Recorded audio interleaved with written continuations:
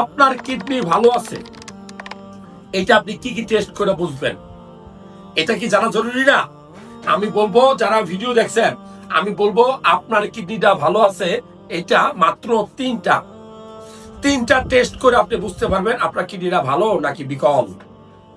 Number 1, urine আর ই routine examination, প্রস্রাবের normal test, যেটা স্বাভাবিক টেস্ট আমরা আর ই অর্থাৎ রুটিন এক্সামিনেশন, এই টেস্ট করলে আপনি বুঝতে পারবেন প্রস্রাবের সাথে প্রোটিন যায় কিনা, প্রস্রাবের সাথে কোনো ইপিথেলিয়াল সেল যায় কিনা, প্রস্রাবের সাথে কোনো পাসেল, কাস্ট, সেডিমেন্টেশন, ব্লাড যাচ্ছে কিনা।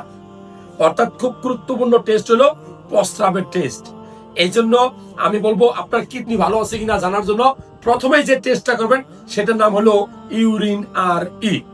দ্বিতীয় যে টেস্টটা করবেন সেটার নাম হলো সিরাম ক্রিয়েটিনিন। আমি আবারও বলছি, টেস্টের নাম কি? Serum creatinine. মনে রাখবেন, কিডনির ওয়ান অ্যান্ড অনলি সবচেয়ে ভালো মানের টেস্টের নাম হলো সিরাম ক্রিয়েটিনিন টেস্ট। এই টেস্ট করলে আপনি বুঝতে পারবেন আপনার কিডনিটা বিকল হয়েছে কিনা, কিডনির নেফ্রন গুলা, সাকুনি গুলা ড্যামেজ হয়ে গেছে কিনা। আর নাম্বার 3, আপনি একটা আল্ট্রাসাউন্ড করবেন, একটা আল্ট্রাসোনোগ্রাম করবেন, যেটা KUP, kidney ureter urinary bladder.